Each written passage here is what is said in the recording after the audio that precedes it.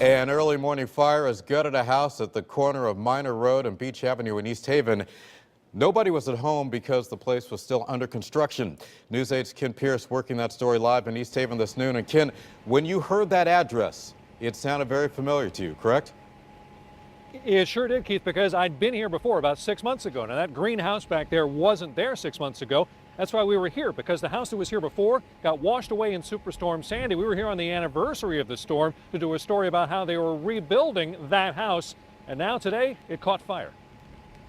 It's always a sad sight, a beautiful home ravaged by fire. This one on the beach in East Haven caught fire early this morning. Nobody was home, nobody was hurt. Firefighters had to force their way in. They opened that door, it was charged with smoke right down to the bottom, top to bottom. Pretty good fire load on the inside. What makes this site particularly sad is we've seen this house before, or at least part of it. Last October, on the one-year anniversary of Superstorm Sandy, we were here as the first poles were put in the ground. We came here on that anniversary because the house that had been on this spot was washed away by Sandy. I actually picked the house up, twisted it, turned it sideways, and set it back down, knocking all the pilings over and essentially racking the house into, twisted it. That's Patrick Rowland, the owner. He had to demolish that first house, and he spent the past 6 months building this new one, all the while fighting with the state and FEMA over insurance and disaster relief money.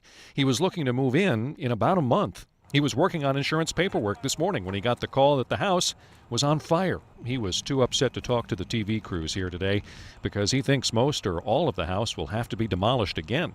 It doesn't look that bad on the outside. The fire chief says that's because this house was built so solidly it trapped all the fire and heat inside. It sustained some damage on 2 floors, real heavy heat load. Any wiring in there is all melted. Any insulation, foam insulation's all been melted as well.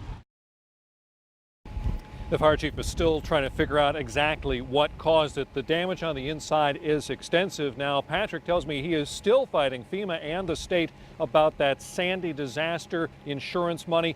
But he says this time around, in terms of the fire damage today, he's got regular insurance. And the nice thing about fighting the insurance companies before, every dime that he spent on building this house is meticulously itemized now, so he knows exactly how much he's going to file for this time around with the insurance companies. We're live in East Haven. I'm Kent Pierce. Back to you, Keith.